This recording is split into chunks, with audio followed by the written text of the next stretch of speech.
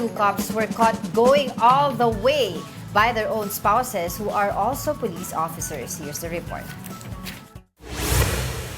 These two police officers were seen chasing a white SUV at a mall parking lot in Calamba, Laguna on Thursday. The male cop is a 41-year-old police major, while the female is a 39-year-old police master sergeant. Based on investigation, the two police officers caught their respective spouses having sex inside the vehicle, who were also members of the police force, a commissioned officer and a non-commissioned officer. The alleged unfaithful husband tried to escape, but he was shot by his wife in the leg and shoulder. The wounded police officer was taken to a nearby hospital for treatment, while the policewoman who was with him fled on the SUV toward Batangas and is now being hunted down by the police. Sources said the complainants have long suspected that their spouses have an illicit affair.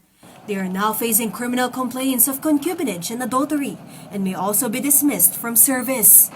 Meron po silang kakaharapin na hindi lamang po criminal case, pati na rin po administrative case po. This case constitutes grave misconduct on their part that would that have a has a imposable penalty of dismissal from the police service. Ang lahat po sila ngayon ay inalis na po sa kanilang mga present unit at mag-undergo po ng pre-charge investigation.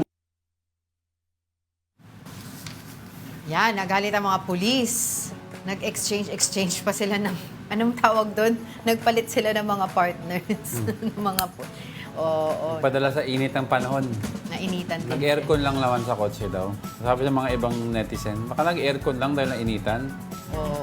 Pero yun nga magkakaroon din ng kaso yung nagpaputok ng baril, di ba? Oo. Kasi hindi naman yun in hot pursuit or, di ba? Kung hindi sila kasuhan ng baril because may concubinage, di ba? Oo, meron, oo. So, parang they could count, mag-drop sila pareho ng kaso. But the PNP can file a case against illegal discharge of firearm. Yun Kasi nga yung female, yung wife, yung babaeng police, binaril yung asawang sa shoulder and leg. Kaya may asawa kang police, linoko mo. Pare silang asawa eh. May They're pare all, silang apat silang pulis. Parehas nga silang pulis. Kasi Nagkapalitan ng partner. partner. Tapos nagkausap yung dalawang pulis. Baka namamanmanan na nila. Wala, hulihin natin. Nahuli nila sa white SUV na nakapark sa mall. Kaya ikaw, magtinu ka. Pulis ka ba? Hindi. Ay, broadcaster, baka ikalat ako. O, di ba? Wala naman akong ginagawang mali. Ba't ako Hindi natakot? yan. Good boy tayo.